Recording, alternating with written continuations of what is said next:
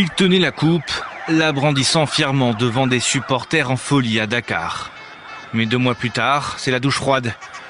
Les Sénégalais vont finalement devoir remettre le titre de la CAN au Maroc.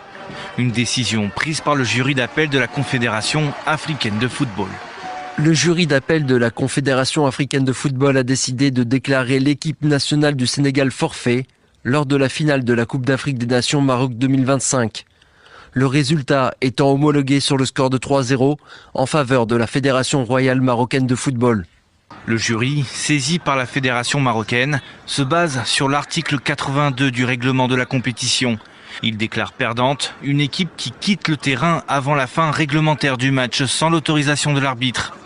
Également appliqué, l'article 84 qui explique notamment que l'équipe qui enfreint l'article 82 sera exclue de la compétition et perd le match 3-0. Or, selon la CAF, c'est bien ce qu'il s'est passé le soir de la finale le 18 janvier dernier. En toute fin de match, les joueurs sénégalais avaient quitté la pelouse pour protester contre une décision de l'arbitre.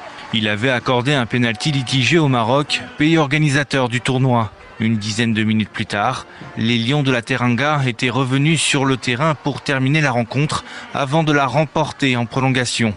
2 mois plus tard, cette décision du jury d'appel est perçue comme insensée par de nombreux observateurs. Avec cette décision, ce qui paraissait impensable devient possible, tout simplement. C'est-à-dire que on peut faire changer le trophée de main sur une décision d'un jury d'appel.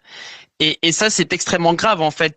La Fédération sénégalaise de football dénonce une décision inique et inacceptable qui jette le discrédit sur le football africain.